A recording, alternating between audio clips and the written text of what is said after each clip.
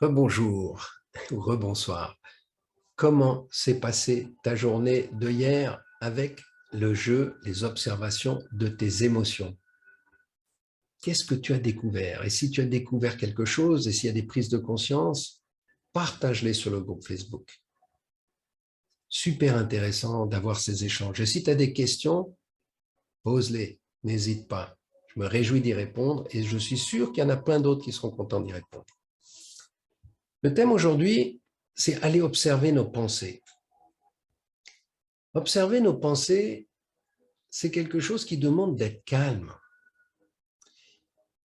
Je disais que les pensées, on en a des milliers constamment et on en a certaines qui se répètent. Alors, il y a des moments dans la journée qui sont assez propices à observer nos pensées qui se répètent. Peut-être tu as remarqué que le matin, si tu te réveilles et que tu restes un peu dans ton lit et que tu es dans cet état de demi-réveil, qui est un état très intéressant, très particulier, tu as des pensées qui viennent. Peut-être que le soir, en t'endormant, tu as aussi des pensées qui viennent. Et tu vas observer, si tu fais un peu attention, quelles sont ces pensées. Et tu vas voir, si tu les notes dans ton cahier, je sais que c'est particulier, mais ça veut dire que tu prends ton cahier à côté de ton lit, et le soir, quand tu t'endors, si tu as envie, si tu le sens, ben tu te réveilles un petit coup, tu écris ce qui est venu. Et surtout le matin, quand tu prends conscience que tu es en train de penser à certaines choses, tu écris. Le matin, il y a deux types d'informations qui viennent super intéressantes. La première, on a tout ce qui est créatif, toutes les bonnes idées, toutes les insights, tous les savoirs, toutes les intuitions qui viennent. Donc, c'est super intéressant d'avoir un cahier à côté de ton lit pour écrire tout ça. Parce que si tu ne l'écris pas, tu te réveilles complètement et quelques minutes plus tard, tu as tout oublié. D'accord? Donc, de prendre conscience de ces deux moments-là pour aller voir quelles sont les histoires que je me répète depuis longtemps. Super intéressant. Et ces histoires, ce sont nos pensées.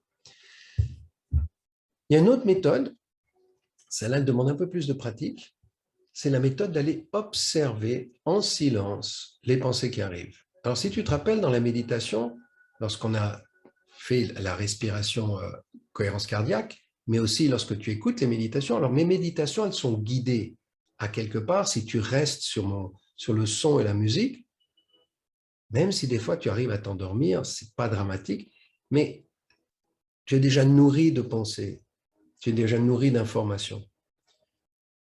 C'est plus délicat d'aller observer quelles sont mes pensées à travers déjà toutes ces informations. Donc le moyen d'aller observer, c'est faire silence, le vrai silence. Et là, il y a d'autres techniques de méditation. La technique, par exemple, de regarder une bougie, mais sans mettre l'attention pure sur la bougie.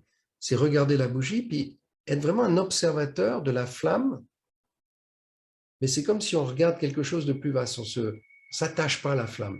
Et là, on rentre dans un espace de calme, de sérénité. C'est la même chose que quand on va regarder un mur. Ça s'appelle, c'est la méthode de méditation zen. Tu regardes un mur, et puis là, sans focaliser dans le mur, en restant juste, entre guillemets, avec tes yeux, observer le mur, ben, on rentre dans un espace à nouveau où on peut observer les pensées qui viennent. Donc ça demande un peu de pratique, et ceux qui ont l'habitude un peu de méditer, super, peut s'amuser à faire ce genre de technique et aller observer, mais attends, tiens, quelle pensée est venue maintenant? Ah ok, ça y est, je repense de nouveau à mon job, au travail que je dois faire, en me disant que j'y arriverai pas, en me disant que celui-là, de nouveau, il n'est pas en train de... Ah, ok, on laisse tomber. Ah bah tiens, je repense à qu'est-ce que je devrais faire à manger et que mon partenaire, il n'aime pas tellement ce que je vais faire, que mes enfants, ils ne sont pas contents. Et hop, je laisse tomber. Et puis observer que, tiens, quelques temps plus tard, je repense de nouveau à la même chose et que ça me revient. Puis pire que ça, quand je vais aller un peu plus loin, tiens, ils n'aiment pas ce que je fais à manger, mais en fait, c'est que je ne suis pas assez bonne pour eux. Je réalise qu'en fait, je ne vaux pas grand-chose. Je le fais parce que je suis obligé. Et tout d'un coup, on prend conscience du flux de pensées qui viennent et des histoires qu'on se raconte. Et dans ces histoires, on a plein de choses qui sont parfois limitantes, dévalorisantes, nous-mêmes. Et c'est ça, la prise de conscience de, tiens, toutes ces pensées dont je me nourris moi-même, inconsciemment, ben je peux choisir de les prendre ou je peux choisir de les laisser, parce que ce n'est qu'une pensée. Et l'art de la personne qui sait rester sereine, qui sait, on va dire, devenir consciente, c'est qu'elle ne prend plus ces histoires.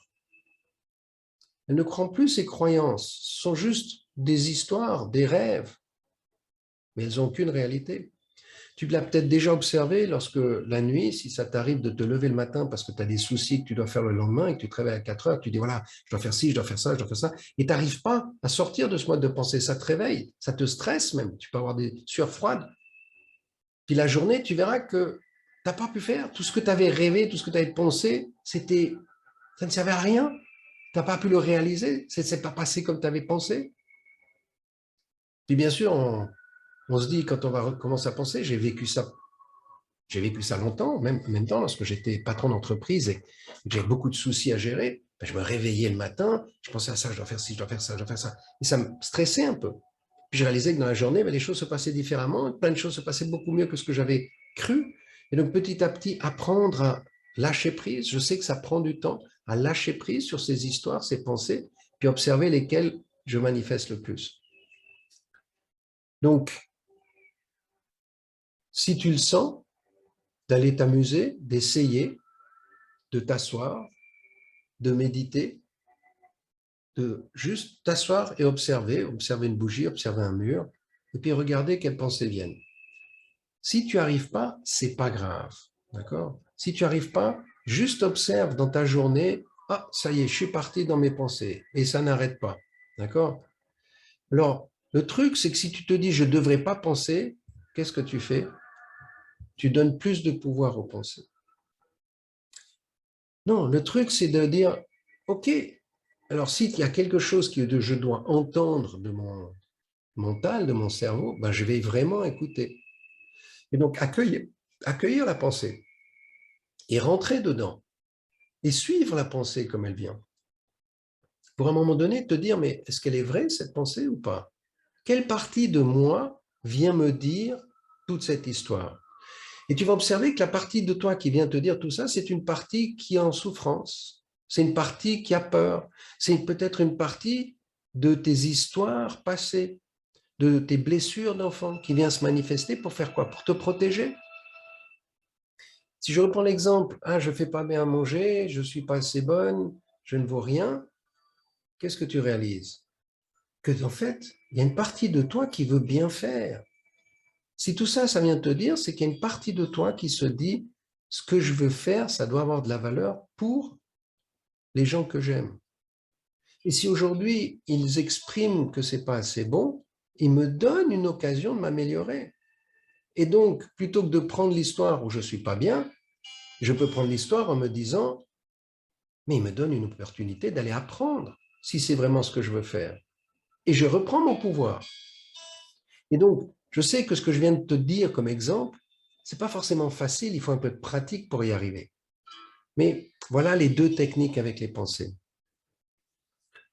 Je disais aussi que lorsqu'on arrive à calmer le flux de pensée et à créer des espaces de vide, où tout d'un coup, pendant une microseconde, tu ne penses pas, c'est hyper, hyper régénérant. En plus, on connecte à cette fameuse conscience. Un des moyens de l'imiter, et celui-là, je t'encourage à faire, c'est diminuer le nombre d'informations que tu reçois tous les jours. Aujourd'hui, en une journée, avec les nouvelles, Internet, la télévision, la radio, si tu as encore tous ces éléments, on reçoit autant d'informations en une journée que nos grands-parents ou arrière-grands-parents recevaient en une année. On est débordé d'informations, c'est un brouillard constant. Et si tu commences à écouter les nouvelles, la radio, la télévision, alors ça dépend ce que tu regardes, mais sur les social médias, et ça dépend ce que tu regardes comme social média, de quoi, quel genre d'informations reçois-tu? Que des informations qui génèrent des émotions désagréables. Donc, c'est comme un poison que tu es en train de prendre, un poison mental, un poison de pensée. Constamment, tu te fais, à petite dose, tu te nourris de mauvaises informations. Donc, la première des choses, déjà, c'est éliminer tout ça. Arrêter, faire le vide. Tu vas dire, mais alors qu'est-ce que je vais faire? Parce que je m'ennuie. Ennuie-toi. Goûte à l'ennui.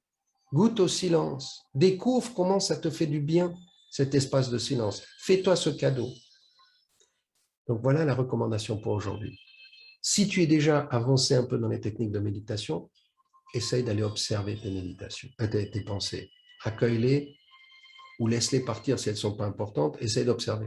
Observe aussi les pensées qui viennent récurrentes le matin au réveil ou le soir en t'endormant.